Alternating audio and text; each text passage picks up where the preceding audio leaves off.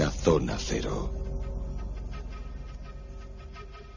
Hace ya casi 30 años, una pequeña localidad de apenas 6.000 habitantes, Dover, a unos 20 kilómetros de Boston, en Massachusetts, bueno, pues vivió un suceso inesperado, acaso inscrito en esas leyendas dedicadas a seres imposibles, a seres mitológicos o extraterrestres. Me refiero, claro está, al famosísimo demonio de Dover. Bueno, pues hablamos del demonio de Dover con Jesús Callejo. ¿Qué tal? Buenas noches. ¿Qué tal? Muy buenas noches. ¿Cómo estás? Veo que traes un muñequito muy parecido al demonio de Dover, ¿eh? Cabezón, con los brazos largos, sin boca. Sin pelo. Sin pelo. Sí, metro y pico, cabeza raspada. Sí, exactamente.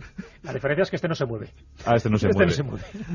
¿Qué tal, Carlos Canales? Buenas noches. Hola, buenas noches. Oye, para merchandising va bien este muñeco, ¿eh? Sí, parece un muñequito inflable, esos que se venden por ahí. O sea, había, en Roswell. No, los de Roswell, bueno, el Roswell vosotros tenéis uno, sí. Que os regalé. Sí. No, la verdad es que no, era más pequeño incluso, y la verdad es que tenía un aire mucho más extraño todavía, mira que los otros eran raros. No, se aleja un poco del Grey de las películas, por decir una manera, ¿no? Esto es una cosa más curiosa, más rara, muy relacionado, como luego veremos, con lo que alguna vez hemos comentado en el programa, lo que John Keel, el periodista norteamericano, llama los imposibles, extraños seres, criaturas que dejan rastro, huellas y testigos durante un tiempo, que esos testigos son cualificados, es decir, que es gente que aparentemente lleva una vida normal y que en un entorno muy pequeño, en momentos sucesivos, a lo largo de un periodo temporal no muy largo, puede ser unos días, una semana, como máximo un mes, tienen encuentros directos, lo que llamaríamos un encuentro de tercera fase en ufología, con algo muy extraño. Ese algo muy extraño suele ser descrito de manera similar por todos los testigos, pero nunca de forma coincidente, lo cual es interesante, y de repente desaparece como si nunca hubiera existido. Nuestra historia arranca en 1977, cuando unos habitantes de Dover se toparon con lo inexplicable. Un chico, de hecho, se llamaba Bill Bartlett, tenía 17 años y eran las 10:30 de la noche, cuando el 21 de abril de 1977, que cada uno se vaya marcando la época, música disco, película Carrie, es decir, tuvo de repente un extraño contacto. Él iba con dos amigos. Dover es una ciudad residencial, pues bueno, pues está más o menos como, para los que sean madrileños, como las Rozas de Madrid, más o menos, sí, que es la zona en la que tú vives, y es muy parecido, es una zona residencial rica, de un nivel de desarrollo alto, no es una zona deprimida ni con problemas. Y, bueno, tiene un río que se llama Charles. El río Charles. Y, de repente, cuando iban en el coche, pues los tres amigos se encontraron con que algo extraño estaba delante de ellos. Bueno, tenemos tres adolescentes, 17 años, tenía el principal testigo, y el 21 de abril se topa, que por cierto estábamos conmemorando la guerra hispanoamericana, también, fue en esa fecha, ¿no? Sí. Más o menos. ¿Y qué pasa, Jesús? ¿Con qué se topan? Bueno, aquí es una cosa muy curiosa, porque van tres amigos por una carretera cercana a Dover, y bueno, uno de ellos, el testigo principal, que se llama Bill Bartlett, pues cree reconocer una extraña figura en la parte derecha de la carretera. Entonces, bueno, él se fija, lo que hace es que para el coche y enfoca los faros en dirección al lugar donde él había visto esa criatura moverse. El hecho es que cuando enfoca claramente ve un cuerpo semejante a un bebé, por lo menos así es las descripciones que él hace, que no tiene más de 1 metro de altura, con las extremidades exageradamente largas, es lo que le llama la atención, tanto los brazos como las piernas.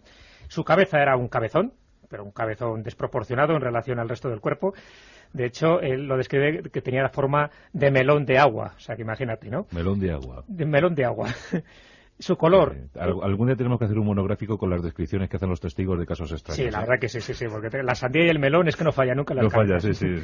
Dice que su color era muy pálido, extremadamente pálido, una textura como si fuera de un delfín, incluso que daba la sensación de que incluso su piel fuera rugosa, nada de pelo.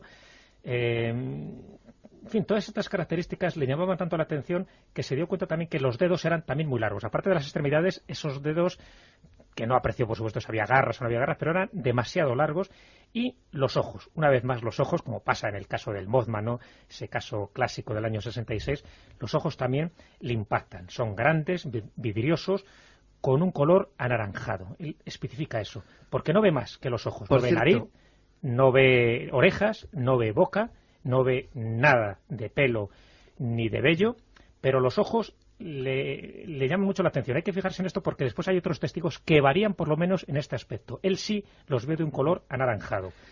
Y el hecho de que no tuviera nada más es lo que le impacta. Pero aquí entra lo curioso. Él sigue un poco la primera de las su camino. Cosas, claro, él sigue su camino. Recuerdo que va con 2 amigos más en el coche. Entonces le dan el codo al que tiene al lado, ¿no? Como diciendo, ¿has visto? Dice el otro, ¿qué? Y el de atrás le dice, ¿no lo has visto tú? Dice, ¿cuál? Recuerde. Esto es lo más interesante para mí. O sea, de los 3, solo hay uno que se está fijando en esa criatura extrañísima. Solo uno, ¿era de noche? Una especie de efecto andante. Y si sin es que embargo, lo iluminaron los con otros las dos luces. Ni se fijan. Tiene una discusión porque Bill dice, quiere volver otra vez para fijarse más, incluso perseguir a la criatura. Los otros 2 dicen que se está loco, si no han visto nada. ¿Qué criatura? ¿De qué está hablando? Bueno, al final esa discusión es totalmente estéril, no les conduce a ninguna parte, y Bill Bartlett dice, bueno, pues venga, nos vamos para casa porque estáis un poco amelonados, ¿no? Porque realmente ellos no vieron nada, y estamos hablando de una noche de luna llena. Y cuando llegan a casa, él, que sigue impactado por lo que había visto, es cuando empieza a describir a sus compañeros, a sus familiares, pues lo que él descubrió. Esa sería como la primera parte. Si solo fuera eso, no hubiera pasado nada. Pero es que justo... Sí, una noche de juerga, el chico se fijó... Justo una visión que él comenta que duró unos 15 segundos, no mucho más. Justo ese personaje vuelve a aparecer un poco más tarde. Claro, es que lo interesante, que para mí lo fascinante que diste del demonio de Dover, es primero que afecta a todo adolescentes, pero con lo cual tiene todo el ingrediente de la típica fantasía. Sí. Pero en el caso primero, si lo hubieran visto los 3... hubiera sido probablemente un importante indicio de fraude. Pero claro, es decir, el intento permanente de Bill Bartlett de intentar decir que no, que él conducía, que él lo vio, porras, que él está seguro de que había visto. La discusión con su familia, la discusión con sus amigos, una discusión intensa en la cual estaba haciendo prácticamente el ridículo, hasta que él no sabe, ni sus amigos, ni su familia, que solamente 2 horas después, a una sola milla de distancia donde se ha producido el avistamiento, otro chico muy jovencito, de 15 años, John Baxter, iba de camino a su casa y de repente encuentra pues algo muy parecido, es decir, ve una extraña figura pequeñita caminando. Claro, Baxter iba andando y debía ser un chico bastante intrépido porque hizo una cosa bastante curiosa, y es que decidió que había que seguir aquella cosa. Se puso a seguir al bicho. Y se puso a perseguirlo. Se puso a perseguirlo y vio como el extraño bichito corría delante de él, bajaba por un barranco. Incluso le preguntó, dice, ¿quién anda por ahí? Claro, por supuesto el bicho no tenía boca, era difícil de contestar. Efectivamente. Eso sí, se fijaba mucho. Y qué bueno que se fijaba. Finalmente John se le encuentra apoyado en un árbol. Apoyó un árbol, el bichito ahí tranquilamente. Sí. Entonces comenzó, quedó mirándolo para ver cómo era, hasta que de repente los ojos del extraño ser le miran. Y vio que era una especie de ojos extraños y refulgentes, y decidió que aquello era algo bastante raro, y se dio la vuelta y se lo corrió hacia su casa. Miedo. Y se fue para su casa. 15 segundo años, contacto. 15 años de edad, pero razonable. Sí, segundo contacto, seguimos en el 21 de abril. Pero esto no es todo. La historia continúa el 22 de abril. Se te dejó a Jesús. Y ahí entramos en el tercer contacto, porque ya en ese momento ya había empezado a circular la historia. Era verbal, evidentemente. Bueno, pues ya eran 2 testigos los que lo habían visto, ¿no? Y uno de ellos, el primero, Bill Bartlett, que es, bueno, más o menos buen dibujante, sí hizo ya un croquis de lo que él creyó ver, ¿no? Para enseñarlo primero a sus amigos cegatosos que no habían visto nada. Un retrato robot. Un retrato robot, efectivamente, que es el que se ha popularizado por todas las partes. Es cuando se habla del demonio están de Dover, los 3, hay 3 ahí, aparece, al final sí. se conservan 3. Y claro, ya empezó a correr esos rumores de decir, bueno, pues a ver si estos niños o nos están tomando el pelo o algo pasa. Y aquí ocurre ese tercer avistamiento, ¿no? Y un tercer avistamiento que es al día siguiente, cuando un tercer testigo, en este caso no es Bill Taintor tiene 18 años, pero va con su novia, Abby. Ella es la que ve algo anormal también, porque ve a ese animal, no saben cómo describirlo, es animal, si bicho. De hecho, el demonio de Dover recibe ese nombre por uno de los investigadores que va allí a investigar in situ, que es Loren Coleman. En realidad van 4 investigadores, que es Ed Froh, Joseph Niemann, Walter Webb y Loren Coleman, que es la más conocida, una investigadora de estos temas, que es la que más ha popularizado estos casos de criptozoología en la zona. Bueno, pues ella ya empieza a denominarlo el Diablo de Dover a raíz de estos avistamientos. En concreto, esta chica, la novia de Bill Taintor, que se llama Abby, describe otras cosas muy interesantes. Dice que se movía como un mono. De hecho, ella pensaba en principio que era un mono, porque tenía esa misma estatura, tenía unos movimientos bastante ágiles y, bueno, como no tenía, lo que la extrañaba es que no tuviera pelo, pero que sí tenía esa rapidez de movimientos, ¿no? También le sorprendió de que era muy pálido, que la piel tenía una textura muy pálida, que la cabeza tenía forma, en este caso dice de sandía, como ves el melón y la sandía no falla. Sí. Ella lo describe como cabeza de sandía. A estas alturas ya hemos pasado del melón a la sandía. A la sandía. Y también se fija en el detalle de los ojos, pero en este caso no dice que fueran anaranjados, dice que eran verdes. Entonces, Claro, los investigadores le recalcan ese dato. Dice, ¿verdes? ¿En serio? Porque ya habían oído los relatos anteriores. Dice, sí, verdes. Dice, ¿no serían anaranjados? Dice, no. Dice, totalmente segura que son verdes, comentaba ella. Hombre, es curioso porque, ya digo, que en ese aspecto sí difería un poco de las versiones anteriores, ¿no? Lo curioso es eso, que solo lo ve Abby, la novia, su novio, que lo lógico, si fuera un fraude, tendría que haber corroborado su versión. Bill Taintor dice que no, que solo vio que algo se movía, pero bueno, que tenía otras cosas más importantes que pensar y que no se fijó en esta criatura, en este bicho. Así que los investigadores, tomando estas 3 investigaciones, estos 3 testigos, estos 3 avistamientos, llegan a una conclusión, y es que sí existían muchas lagunas y contradicciones entre ellos, bueno, muchas, algunas, por lo menos esta de los ojos, en las entrevistas que realizaron, pero se dieron cuenta de una cosa, porque también entrevistaron a los familiares, en fin, a los amigos, que no había ningún motivo de que estos chavales, que tenían fama de honrados y de serios, pudieran inventar esta historia. Bueno, 3 adolescentes que ven al demonio de Dover en 3 diferentes momentos. En solo 2 días. En solo 2 días. Y luego, bueno, claro, cuando Lauren Coleman la escritora que inició la investigación, y bueno, luego periodistas que han seguido profundizando en el misterio, llegaron a una conclusión muy curiosa. Es una relación un poco forzada, pero bueno, está bastante unida a lo que sería la forma en la que aparece el folclore, o si el folclore tiene algún tipo de relación con el entorno natural, que es uno de los grandes debates que se tiene desde hace muchísimo tiempo en relación, por ejemplo, a los duendes, a las hadas, y que era la base, por ejemplo, de los trabajos del siglo XIX de escritores en Francia e Inglaterra, que estaban obsesionados con la raíz real o posible real de la fantasía, es decir, qué es lo que provoca que nuestros sueños o que nuestras visiones, nuestras alucinaciones pasen a formar parte de nuestras leyendas. El caso es que al este de Canadá y en la costa oriental de los Estados Unidos hay unas leyendas entre ciertos grupos de indios de unos seres que son una especie de duendecitos a los que ellos llaman, o los indios llaman Magnegisi. Entonces los Magnegisi eran muy parecidos a lo que describieron los 3 chicos, los 3 jovenzuelos que vieron al extraño demonio de Dover, y es que en todos los casos se trataba de seres que hacían bromas en los caminos a los viajeros, en los caminos desolados, abandonados. Es decir, fijaros qué característica típica de duendil, es decir, con dedos muy alargados, con cabezas pequeñitas, bastante calvos, y que tenían piernas muy, muy largas, es decir, muy delgaditas, pero con una curiosidad, y es que tenían 6 dedos en cada mano. Bueno, las leyendas de los Manegisis, como duendecitos del folclore o de la mitología de los indios del este de Canadá, pues sugirieron a algunos investigadores que podía haber sido la causa, algún tipo de alucinación, algún tipo de observación o algo relacionado con esos tipos de cuentos, lo que podía haber afectado a los niños que describieron el demonio de Dover. La verdad es que no ha habido en la zona ningún contacto de este tipo nunca, y por eso en ese sentido sí se aproxima tanto a las famosísimas leyendas o las famosas descripciones de los imposibles de John Keel. 21 y 22 de abril de 1977. ¿Y qué quiere decir esto, Jesús? ¿Que ya no hubo más avistamientos? Sí, hubo otros avistamientos. Y en otras zonas del mundo muy parecidos, luego hablaremos. Claro. Mira, pero antes, una cosa que ha comentado Carlos que me parece interesante. Es verdad que la relación más parecida que hay a este demonio de Dover con las criaturas de leyenda, vamos a llamar, o del mundo de los elementales, son estos Manegishi, que en las leyendas se les describe como seres también con esa cabeza redonda, en fin, con esas extremidades largas y delgadas y extremadamente delgadas. Se les describe con 6 dedos, pero en el dibujo que hace Bill Bartlett, de la criatura, le describe con 4 dedos. Entonces es muy llamativo, porque tanto en un caso como en otro estamos hablando de una anomalía, ¿no?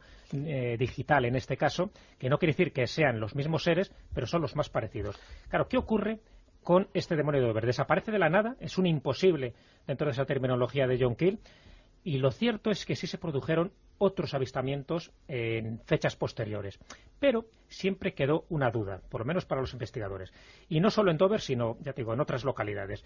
Siempre quedó la duda porque ese retrato robot que hizo Bartlett se publicó en varios periódicos, entre ellos en el Boston Globe, que es el periódico más conocido, más divulgado. Entonces, al aparecer esos dibujos de Bartlett, se pensó que más de uno se intentó apuntar a esta especie de carro de los avistamientos y decir, bueno, pues yo también lo he visto, y además pues los ojos eran de esta forma, y en lugar de no tener pelo, pues tenían un par de pelos en la cabeza. La señora Smith dice, yo vi uno exactamente igual en mi jardín. Claro, siempre nos queda la duda, es decir, todos esos testimonios posteriores eran fantasía provocada un poco por ese dibujo y por esa hilaridad que se generó alrededor del caso del demonio de Dover, o en algún caso sí hubo un avistamiento real. No se puede saber porque bueno, pues se enfangó, como pasa con este tipo de investigaciones, con elementos creíbles, con elementos totalmente increíbles y con gente que se sabe que había falsificado su historia y que intentaba, pues, hacer bromas a costa de lo que fuera. Y fíjate que esto era una observación. buen Yo tengo los dibujos de los... además,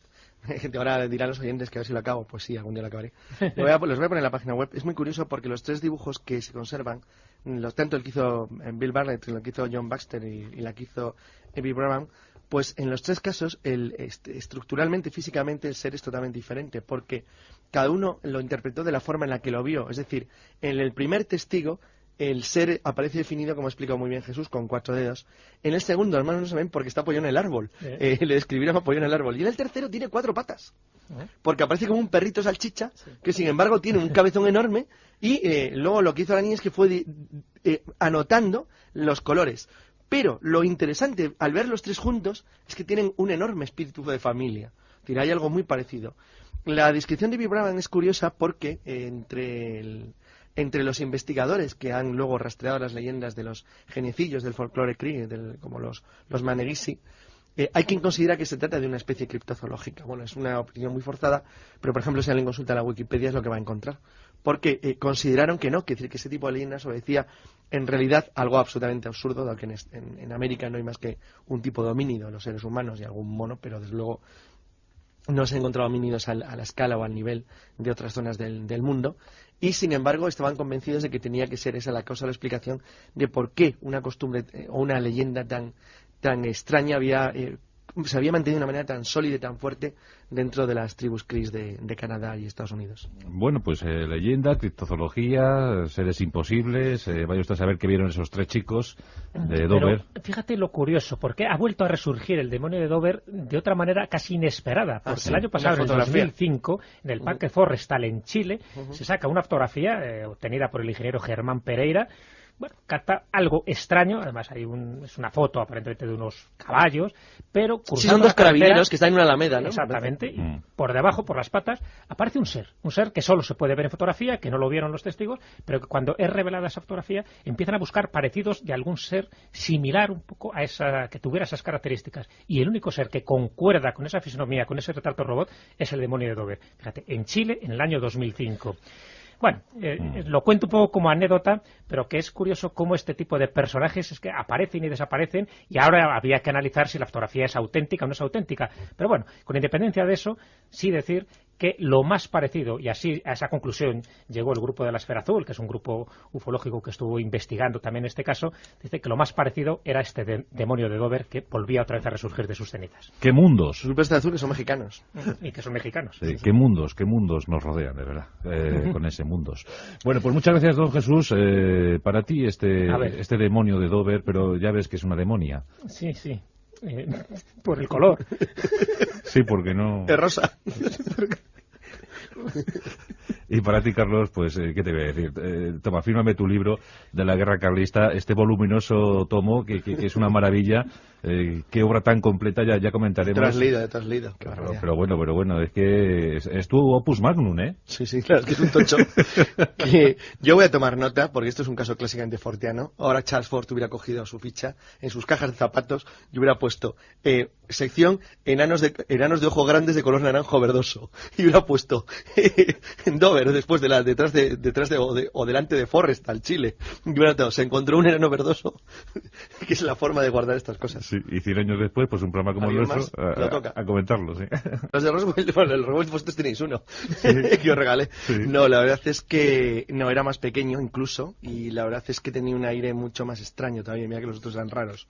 No, se aleja un poco del Grey de las películas, por decir una manera, ¿no? Esto es una cosa más curiosa, más rara, muy relacionado, como luego veremos, con lo que alguna vez hemos comentado en el programa, lo que John Keel, el periodista norteamericano, llama los imposibles, extraños seres, criaturas que dejan rastro, huellas y testigos durante un tiempo, que esos testigos son... En 1977, cuando unos habitantes de Dover se toparon con lo inexplicable. Un chico, de hecho, se llamaba Bill Bartlett, tenía 17 años y eran las 10:30 de la noche, cuando el 21 de abril de 1977, que cada uno se vaya marcando la época, música disco, película Carrie, es decir, tuvo de repente un extraño contacto. Él iba con 2 amigos.